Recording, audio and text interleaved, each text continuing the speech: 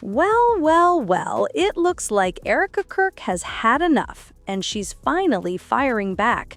But instead of standing beside Candace in her fight for justice for Charlie, Erika has gone in a completely different direction. In fact, she's accusing Candace of doing the very thing people thought she was bravely standing against, using Charlie's death as a publicity stunt. According to Erika, Candace has been milking the tragedy for fame, allegedly fabricating hospital records, stretching facts, and spinning emotional narratives just to boost her own image. These explosive claims have social media in chaos, with users flooding the internet, calling Erika everything from cold-hearted to calculating. The timing? Brutal. Fans of Charlie and supporters of Candace were already on edge after noticing how detached Erika has seemed since her husband's death. And now this latest twist has everyone questioning what's really going on behind closed doors. Let's rewind for a second. Remember Charlie's memorial service? The one where Erika took the stage, voice trembling, supposedly heartbroken, except her tears looked a little too forced? Yep, that moment is resurfacing big time. Many online sleuths are now calling those tears Oscar-worthy, pointing out that shortly after the memorial, Erika vanished from public view, offering no support to Candace, even as she fought to expose inconsistencies in Charlie's case. My husband, Charlie, he wanted to save young men, just like the one who took his life.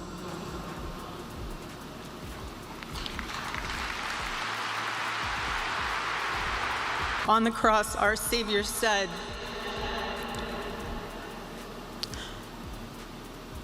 "Father, forgive them, for they not know what they do." That man, that young man,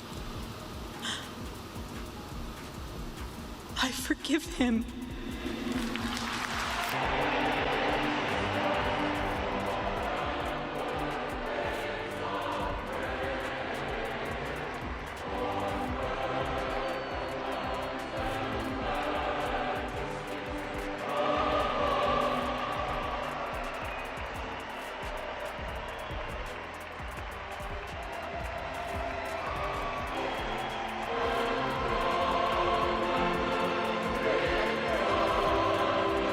But the internet never forgets, and apparently neither do insiders. Multiple sources are now claiming that Candace wasn't even allowed to attend Charlie's memorial because Erika had her completely removed from the guest list. Why? Reportedly because Candace had started asking too many uncomfortable questions about Charlie's death. Coincidence? Most people don't think so. Erika Kirk, man, she really is just the moment. The speech that she gave, everybody was just wowed by her. I felt my energy personally, like last night going into that, I was effectively like soaring in the air above the convention center, like a dragon above, waiting for Erika to just be like, fire. And I was just gonna come down and swoop in out of nowhere. All the politicians, all the fake people, everyone was just gonna be in that moment toast. It's starting to look like there's more to this story than meets the eye. Rumors are swirling that crucial pieces of evidence surrounding Charlie's death have gone missing, and that whatever really happened might not have been an accident at all. Some even believe the entire ordeal was orchestrated, and Erika allegedly knew more than she's ever let on. Meanwhile, her public behavior isn't helping her case.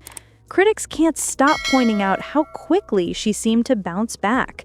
Barely a week after her husband's reported execution, in front of more than 100 witnesses, no less, Erika was spotted smiling during interviews, prepping for new projects, and chatting it up on podcasts about new beginnings. That's not the kind of behavior people expect from a grieving widow, especially one with 2 small children who just lost their father. How have we gone from this? That young man, I forgive him.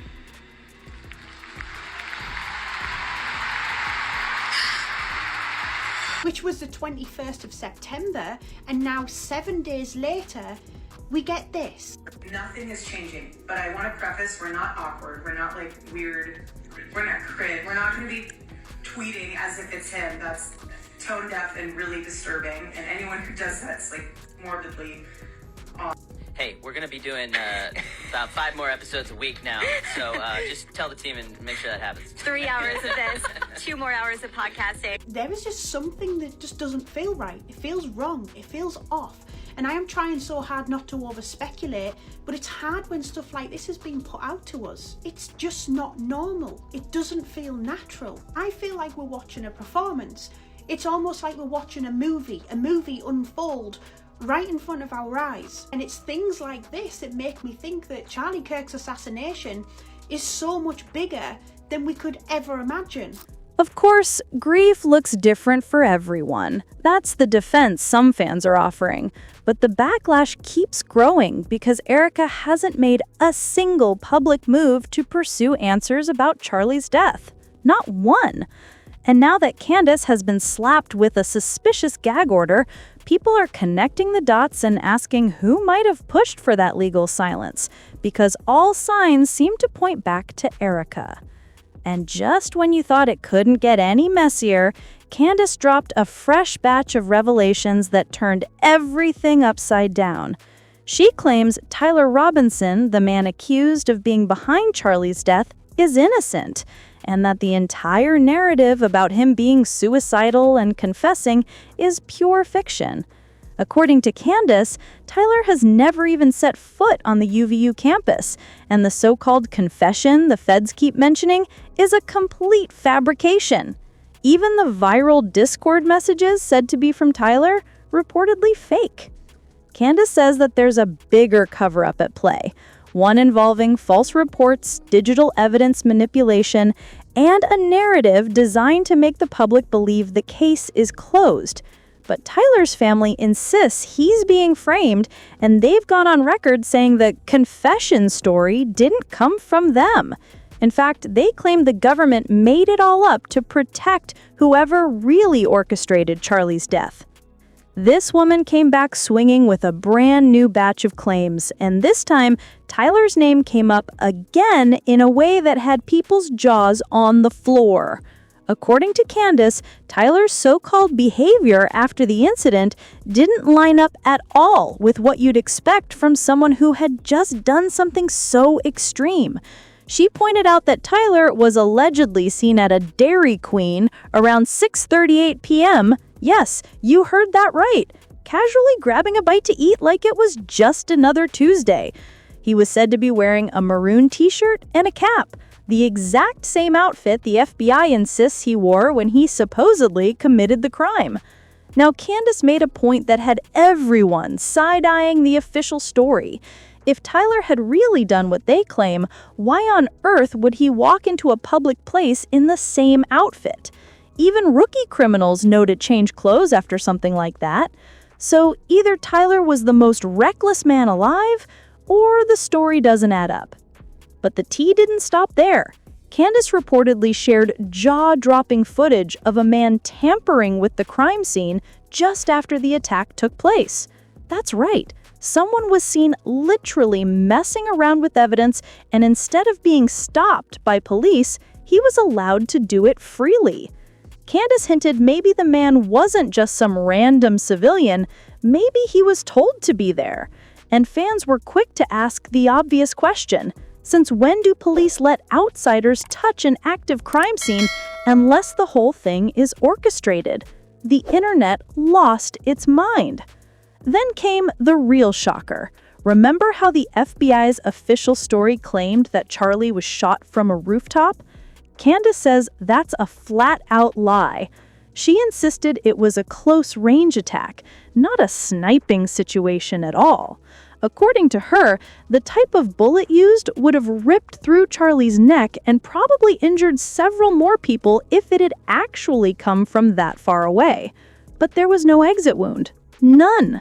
That pretty much turned the entire narrative upside down, because it means the rooftop story might just be another layer in the cover-up.